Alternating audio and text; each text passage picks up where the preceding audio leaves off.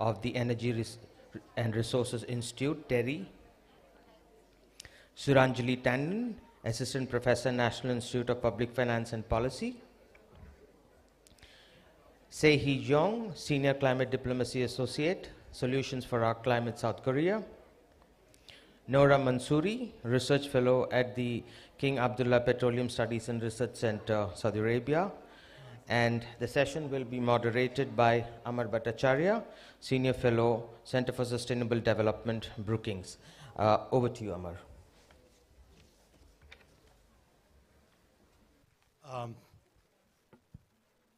Thank you, everybody. This is the last session before lunch. So one thing that I will do is make sure that we stay on time. So I have two roles. One is to moderate this session, and the other is to provide gender balance to this panel. So that is a special privilege for me, especially because this is a really, really esteemed set of colleagues. We've already gotten well into the issues of climate change. We know the context. The latest IPCC report assessment is absolutely clear. Climate change is occurring, accelerating at a pace that is far greater than we had anticipated. Its impacts are severe and falling particularly on poor countries and poor people. And the time to act is shrinking very rapidly. Within that, energy transition is absolutely center stage. And in two ways, energy is the lifeblood of development. You know, we shouldn't forget that. That's the basis. And it is particularly the basis for inclusive development, and within that, the empowerment of women. So that's the good side of the energy side. On the other hand, if we fail to move to low carbon energy soon, we will irrevocably, lose the climate goals, especially because we are approaching some tipping points that are really unknown and dangerous. That's the context. The question before us is, what is the role of the G20 and COP28? That's what I want this panel to focus on, because that's the title, especially at a time which is very crucial. So coming out of this conversation, I really would like a sense of what do we feel are the priorities at this point in time in terms of context. So let me just put two framing points on the table. One is, paradoxically, acting on energy transition is really the basis of what Amitabh Kant called inclusive, sustainable, resilient growth.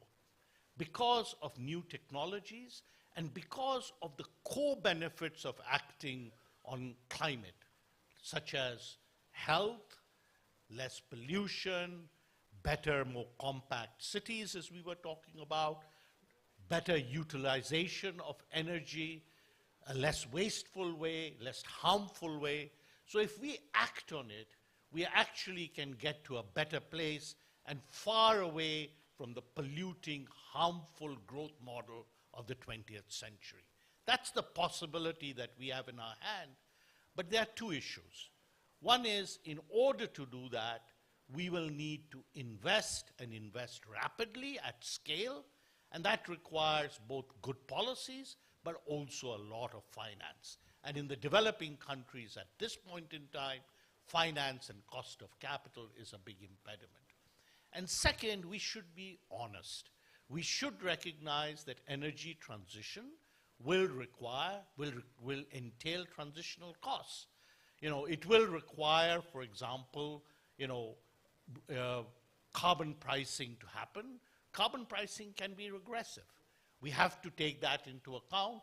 We have to ensure, for example, that those who are displaced in terms of employment from fossil fuels will be affected, and I'm sure that Noura Mansouri will talk about entire economies that are fossil fuel based and that have to be whose whole transition has to be a just transition. So with that, I'm going to turn it over to the panel. I'm just going to go in this order. It's easier that way, so I'm going to just begin with you, Noura. You were in the helm in the Saudi Arabian chair of the T20 when these issues were being discussed. You've been discussing it for a while, and you are coming at it, as I said, from a fossil fuel economy, so it would be very interesting to start with your perspectives. Thank you very much, Ammar. It's a pleasure for me to be here, and thank you for setting the scene on this very important issue. If we zoom back to when the G20 was established, finance has always been at the heart of it.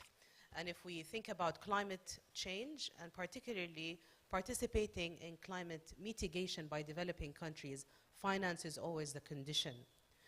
So as we zoom into G20 India and the UAE COP28, but also last year, G20 Indonesia and COP27 in Egypt, we see that the Global South has taken the stage.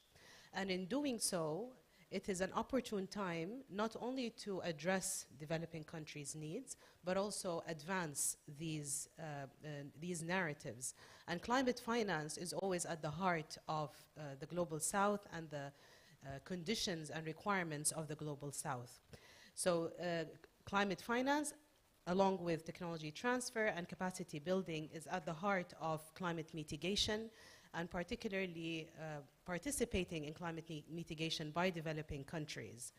Now, the new collective quantitative goal, which is the new goal for post-2025, replaces the $100 billion. And over here, we have to take a moment to acknowledge climate governance, its resilience, as well as its sustainability, but also the question of the trust deficit that developing countries interpret from this, because the very existing of the new collective quantified goal of finance is due to the failure of developed countries to deliver. And we have to take that into consideration. We have to take a moment to interpret the lessons learned from this failure and ensure that developing countries' priorities and needs are reflected in the new collective goal of finance. Similarly, the Kyoto Protocol was superseded by the Paris Agreement. So we have to take all of this into consideration and allow ourselves to interpret the lessons learned from these failure of climate action, failure of climate governance, and replacing it with what works for everyone, listening from everyone, and ensuring a just energy transition and climate action.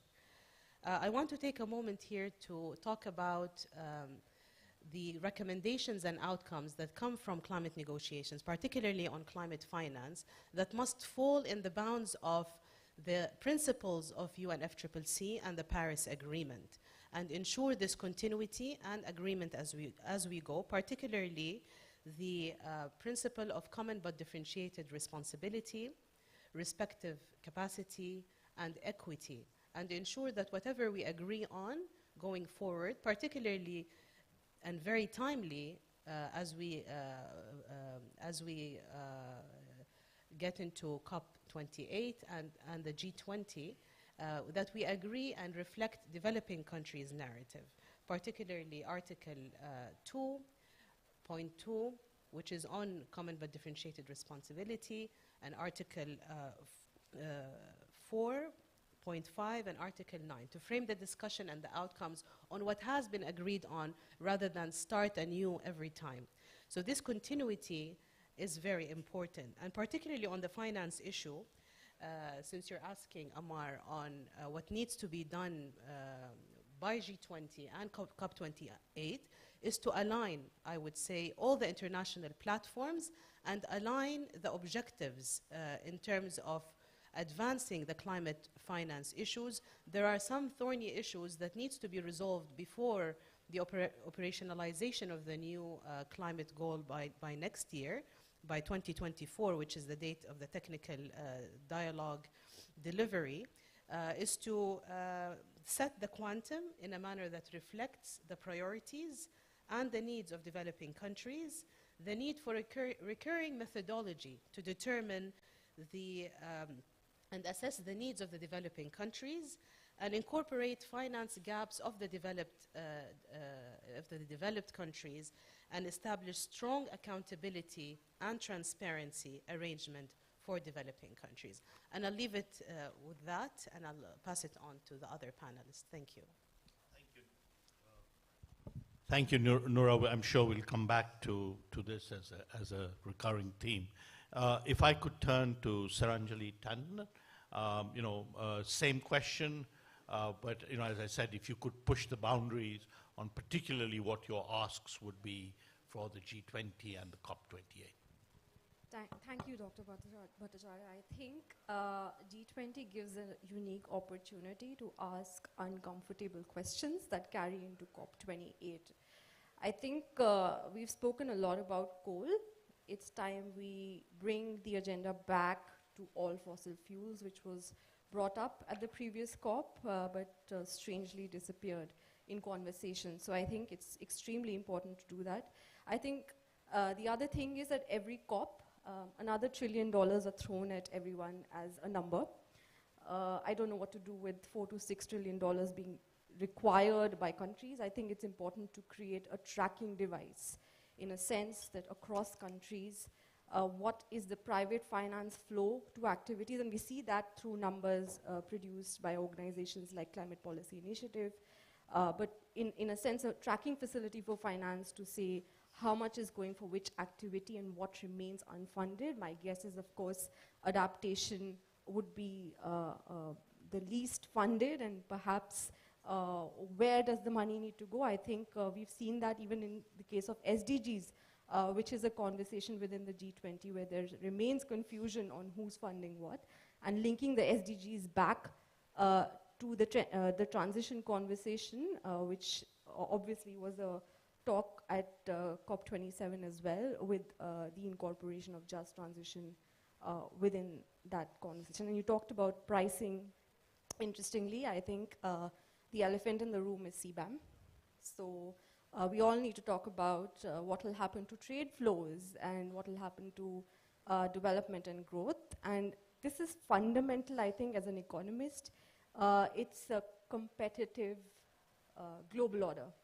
So we're going to compete on trade flows, we're going to compete on investments. And if we saw how the Inflation Reduction Act and EU's Green Deal worked out, it was a competitive scenario. Each country is offering its own set of incentives, and that shifts financial flows quite swiftly.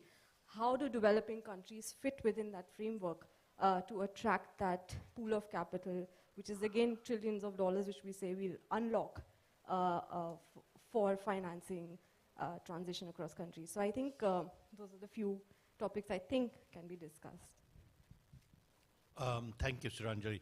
On the last point, I think it's important to mention that the G7 have launched something called the Climate Club, and they are very keen that it be extended to the key emerging markets and developing countries. A lot of active discussions here underway in India. And the idea of a Climate Club is to move away from a punitive arrangement to a more cooperative arrangement. So the G20 could play a role in that regard. So let me now turn to Sehi Jeong. You are, of course, based in Korea, and you've been working on solutions, so be very interested in what solutions would you put to the G20 and to COP28? Hello everyone, I'm Sehi, and as introduced, I'm from Solutions for Our Climate. We work on policy solutions mostly, and I would like to start by saying that as many of us have seen from the IPCC report that came out in early March, the world is off the track for 1.5, and all countries have a different, all countries are in a different stage of development and have different resources at hand, and will take a different approach to energy transition. But I feel that they should be unified on supporting the further action and ambition for clean energy transition to prepare for tomorrow's climate disasters. So as we approach the midpoint of this critical decade, this year's G20 and COP28 have an even more pressure and responsibility to change the course of energy transition.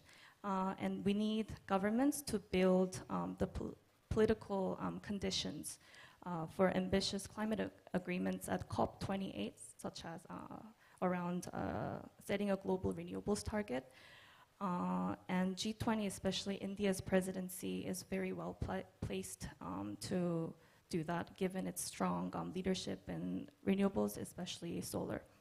And G20 should serve as a platform to create a common message and language for energy transition fueled by renewables ahead of COP.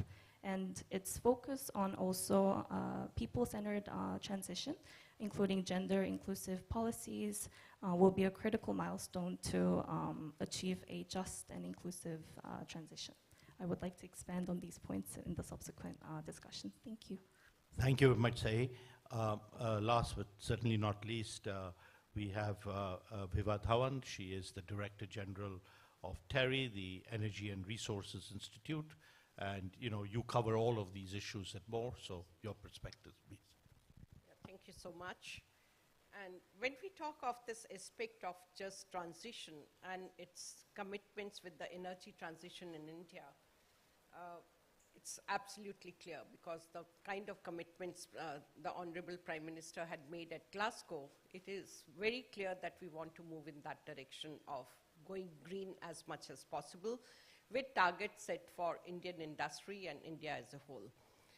And if we look back, like the concept of just transition, perhaps it has its roots in the key principles of Article 3 of UNFCCC. And I'll read it, which of course there are lots of principles, but response to climate change should be integrated with social and economic development and recognize the specific needs of developing country parties that are particularly vulnerable to the adverse effects of the climate change. So it is something that when we look at the impact of the climate change, and you rightly mentioned in the beginning that those countries, developing economies, perhaps are going to be worst hit due to the changing climate. Now, we cannot divorce the societal development. Very rightly mentioned, the country has to develop. And we are still saying India is developing and developing at a very fast pace. And we cannot leave the rural communities behind either. So for us, energy transition is important for the rural communities as much as the industries. We also have to look into that as a country, quite a bit of our production that comes from small and medium enterprises. So we are not really looking at energy transition, which means different to different people. Like I'll say, for a rural community, for a rural household, access to clean energy is energy transition. And again, because that's going to take care somewhere of their health, time that they otherwise spend in collecting wood at the moment. And so there is going to be a total change. The other thing I would also like to bring that when we talk of energy transition away from the fossil fuel-based energy, its impact on life and livelihoods of large section of population of G20 countries. And because 4 of the highest fossil fuel users, they fall in G20 countries. So a people-centered approach that ensures that the costs involved in the transformation of our energy system are distributed fairly and in a way that protects the most vulnerable section of the society. And it's also, if we look at climate justice, the term which is time and again used in our country, because we have so many which are getting impacted, and for them the impact perhaps is going to cost them a generation. So we really need to be very sensitive, and that is the agenda of G20 and COP28. We also need to do the stock taking and move towards a plan, energy transition plan, that supports the marginalized population, also ensures that we are looking at the social aspect of it. What kind of jobs will be created for them? what kind of skilling is required for them, and so on. Now, it's, again, because we talk of the climate finance and the numbers which perhaps the promises which are never met and numbers going up, but somewhere the developed part of the world also has to realize that we only have one planet to live in. So what is happening in one part of the globe is going to impact them sooner or later. So you might say that right now this is what is the AQI, but maybe in years it's going to go up.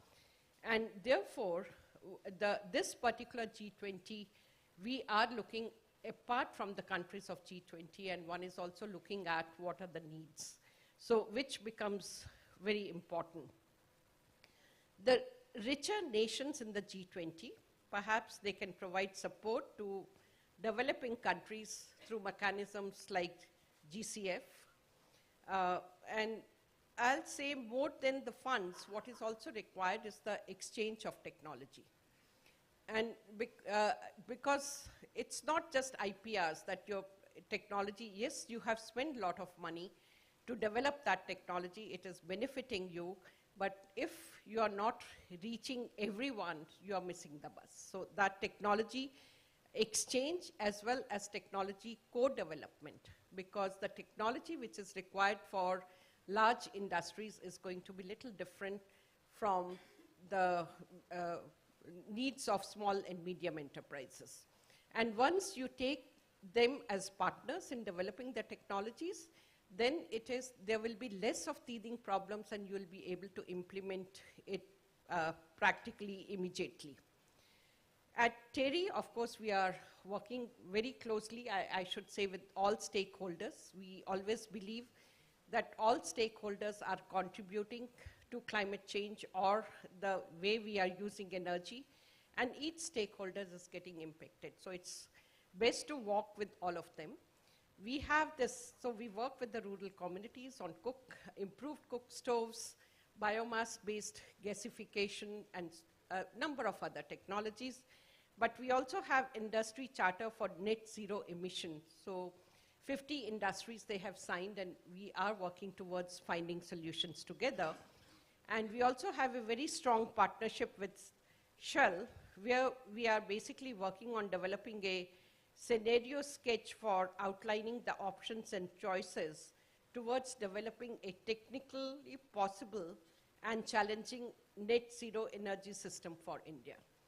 And of course, we are also looking forward to that we try to work with the cluster of industries with similar objective and work on long-term problems, as well as taking the research results or the best examples which we can adopt from anywhere in the world and take them to the end users. So I'll stop here. Thank you. Thank you. We've done remarkably well on time, so that means you get to answer more questions. So I'm going to put a few questions, just to be, to put some provocative ideas.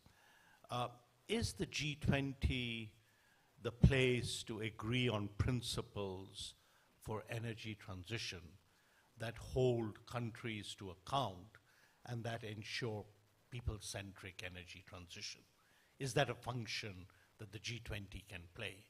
And is the Indian G20 effort to get principles of people-centric energy transition a way to push that boundary? Second, on the perennial question of finance, as Noura said, we need to restore trust by delivering on the 100 billion, but we know that emerging markets and developing countries will need external finance in the order of $1 trillion a year. So what should the priorities be for the G20 in taking it from this level to that level? And as Amitabh Kant pointed out very eloquently, this is the year to get that commitment on resources, so particularly. And the third is, as you said, Viva, for poor people, access to clean energy is the energy transition. But, poor people are also affected if energy costs become high. And at this moment, particularly after the effects of the war on energy prices, the biggest opportunity and challenge is a massive, massive scale-up of renewables everywhere on the planet. What would it take to deliver on that, and what is the role of the G20? So you can take your pick, but I thought I should just put some questions, and I'll maybe just go in the same order. Thank you, Ammar. Very interesting questions. So for the first one, I mean, if we consider multilateralism and the international platforms that are there, I think alignment is important. So the G20 has a role, the COP has a role, but all these international platforms should align on matters that matters most and should create the momentum. And in the couple of years, last year and this year, the Global South has been at the heart of this, simply because, as we said, G20 happens here in India. It was in Indonesia last year, the COP as well, Egypt and the UAE. So the narrative of the developing countries has to be highlighted, has to be advanced, and we want to see progress on matters that developing countries have, particularly the trust deficit that we talked about, and how can we restore the trust to ensure climate action that's realistic and also progressive. You talk about people-centered energy transition, and I think this is key because, people-centered energy transition is really about truly fair and inclusive energy transition. And I'm very intrigued by what Viba said about energy access and energy transition. So every nation has its story, and every country has its own energy transition pathway. It could be energy access for developing countries, and it could be transitioning to renewable energy in other countries. So the national circumstances of every country has to be taken into consideration, and so is the resources endowment. Sustainability transition pathway will mean different for every country, and we should keep all the energy options open and allow countries to transition with climate justice in mind. So the climate budget, the remaining climate budget, is certainly not equal for all countries. Developing countries should have a larger remaining carbon budget to give space for their development, to give space for their smooth energy transition towards sustainability.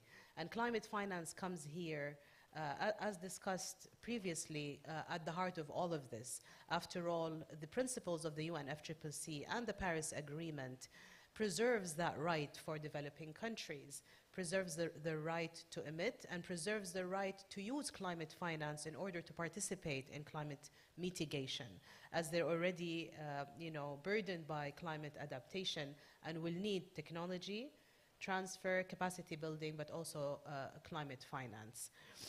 And I'll leave it here, and perhaps we'll have another chance at discussing this. Thank you. So you go next. Thank you so much. I think G20 is a smaller club. COP28 has many more countries, and G20 could be a test bed for ideas. I think one thing which other speakers have also spoken of is just to agree on the principle that no one's left behind, which underscores common but differentiated responsibility, and also underscores having just transition within countries. I think one thing missing at COP, which is very much there at G20, is that we talk macroeconomics. At COP, we do not talk about savings rate. We do not talk about debt levels. And I think that needs to be brought within COP, because solutions across countries to any problem is that we'll create another fund. And then we'll wait for people to pool that fund. I think it has to come from within as well. And perhaps the conversation on what kind of debt relief will be available to countries, which of course also requires the IMF and World Bank to be part of the conversation, but what kind of debt reliefs exist, what kind of sovereign ratings will be assigned to countries so that they have access to finance, I think, and also how to push up savings rates which translate into investment in economies need to be spoken of within the COP framework, which can build on G20's work. I think that's an extremely important point, which is finance is really too important and too cross-cutting to just leave to COP28. And there's a nice synergy between the two. And it's interesting because, you know, about 7, 8 years ago, it was taboo for the G20 to talk about climate and climate finance. So we made quite a lot of progress. Sehi? Yes, so I think G20 is coming at a very critical time to set the tone and scene for renewables. I keep talking about this, but I think G20 and COP28 this year will be a very good opportunity for this discussion to really kick off. As you know, climate ministers from 43 countries met in Copenhagen a month ago for the first high-level meeting after COP27, and renewables expansion was a big part of the discussion, that maybe for the first time in the COP process, we will be able to have something in text that ends up, fixing in the specific targets on renewables. And almost 200 countries would need to agree on the goal unanimously, which will be very tough. But setting a renewable target would be very important signal to send to the countries in both, the global north and south, but also to the markets. And also just last week in the Petersburg climate dialogue, Mr. Al-Jaber, the COP28 president, urged the countries to accelerate delivery in sectors like renewables that must triple capacity by 2030 and triple it by 2040. So this message will likely be echoed in the upcoming climate moments up until COP28 and G7 and other moments. And in particular, I think the G20 presidency, Indian presidency, can be a strong voice for advocating for such a target on renewables to send the right signals to the renewables market, so it helps setting a global renewables target with stronger accountability and which is on the pathway for a clean economic transformation. Yeah, thank you. Thank you. Viva? Yeah, thank you so much. Lots has been said, so it becomes a little difficult to be the last one speaking on this subject. But I look at that India's presidency of G20, that gives us a crucial platform to shape global dialogue. And especially when it is the policies that what we are discussing here and the kind of emphasis that has been given to G20 by India.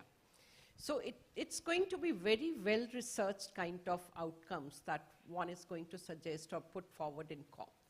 And COP is also being held in Asia, it's in Dubai, so that way we do hope that we'll find a place to present what is required and how to go about. Now, the other problem is that, or I'll talk both of problems and opportunities. Now, when we are talking of energy transition, so somewhere it is that when we talk of carbon credits, there are going to be number of technologies which will take care of on their own. Like, for example, if you are going for afforestation program or if you are going for improved cook stoves, if it is well documented, you can get carbon credits from the other countries as well. So that can become one method of financing. So you are not looking for mega finance, you are basically looking at small projects based on the technologies that you are adopting. One thing which also becomes a challenge is that you are talking of new regulations, like European regulations for the shipping industry. Now, ships, they have to go. All countries, they have different standards today, and therefore, will they be further penalized that they have the old technology? So one will also have to be very careful of international regulations that are emerging. And that is where I'll say there can be no better forum than G20, because then it's the collective voice that what can be done and what cannot be done. Thank you, Eva. And this is actually a very important year in terms of climate finance discussion. I agree very much with the sentiment that it's the G20 that is best placed to kind of lead and put coherence. We will, there's been a big push at the political level through something called the Bridgetown Initiative, which has brought in the perspectives, particularly of vulnerable countries, very important. We will have a big summit in Paris, June 20. Well, we'll have the G7 on the 19th and 21st, and many of us are pressing that the G7 really do need to resume their leadership on climate finance, which has been missing for the past couple years. There will be the Paris summit, June 22nd, 23rd, 24th, and then the G20 finance ministers, the G20 leaders, ending with COP28. So we have 2 days in which to come up with good suggestions for that. I think this panel has given some ideas, but we have a few minutes to see if anybody thinks, have we missed big takeaways that we need to. So I'm just going to, I see mostly male hands, which isn't good. We need to get the gender balance back. But I will begin with the male hand right here, and then we'll take it. And if you could make yours a really brief question. Hello, my name is Igor Makarov. I work at the High School of Economics in Moscow. My question is about consumption-based approach to emissions accounting as an alternative to production-based approach to emission accounting. My short question is whether do you think that it makes sense to encourage countries to set targets based on consumption-based emissions along, not instead, of course, production-based emissions, and to which extent G20 may be the driver of this process. Thank you. Yes, the gentleman here. Sir, I have two short issues. One is I want to know about any finance at the large scale on innovation development process. And second is any strategy on finance utilization. So thank you. At the global level. Okay, I'm going to just go geographically this way. Just the gentleman over there, at the right here.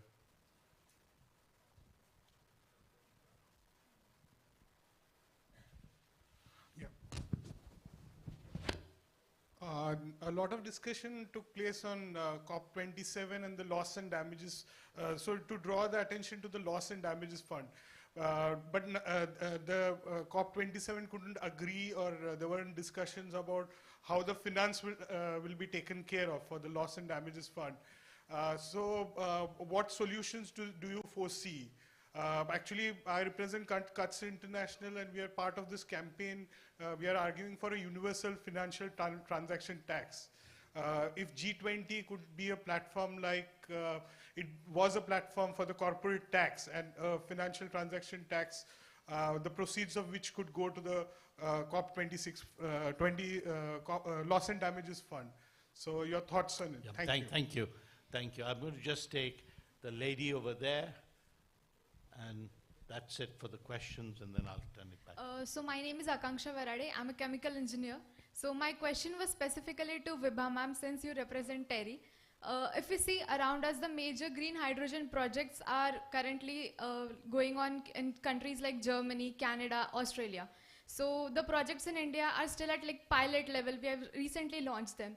So do you think G20 can serve as a platform to formulate policies for tech transfer? Like we can, like as we have ASSOCHAM, FICCI with us in India. So similarly, can we collaborate with commerce chambers there or industrial chambers there to come together? Thank you. We got the question, so I'm just going to let them answer. Viva, you go first. Okay. Well, you are aware of the hydrogen mission, which was announced by the Prime Minister on Independence Day.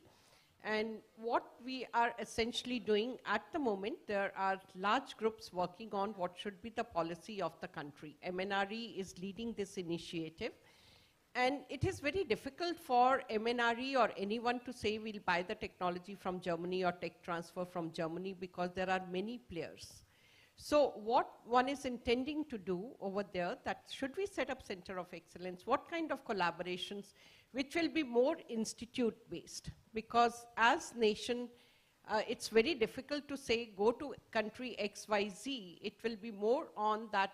And also the hydrogen production, you are using different technologies, different usage, and it is not going to come from one country, but yes, international partnerships will be encouraged in that. Thank you. Anybody else on the questions? Yes, Noura, go ahead. Yes, I'll take up the question on loss and damage and maybe climate finance. So in COP27, one of the historic outcomes was the establishment of the Loss and Damage Fund, and it was great for developing countries, as this, as you may know, has been blocked for decades, where countries were asked to use development funds instead of a dedicated loss and damage fund. And the COP28 job is to look into, through the transitional committee, to look into the sources of finance as one of the things that has to be achieved.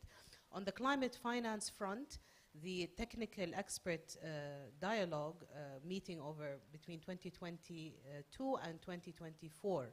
So we have one more year to finalize the new collective goal on finance, and hopefully we will see progress in COP28 as another thing that G20 can also push for, is to finalize this roadmap toward the new collective goal of finance. And one of the main issues is to choose the quantum, but also to have a recurring methodology to assess the development and priorities of developing countries, to assess how much is needed, and to not repeat, you know, the failure that happened with the $100 billion. So it is important that the world really interpret the lessons learned from this failure. Thank you. Thank you, Noura. And just on the question of consumption-based emission calculation, yeah, it absolutely should be part of the equation, but not only for emissions, but for resource intensity and resource use in general. I am not. There's discussions this year in the G20 around circular economy, but I'm not sure whether that is included or not. So with that, I think we are over time and in time for lunch. So please join me in thanking the panel. I think it was excellent discussion. Thank you. I request the panelists to join us for a family photo, please. We'll now break for lunch and reassemble at 2:30. Thank you.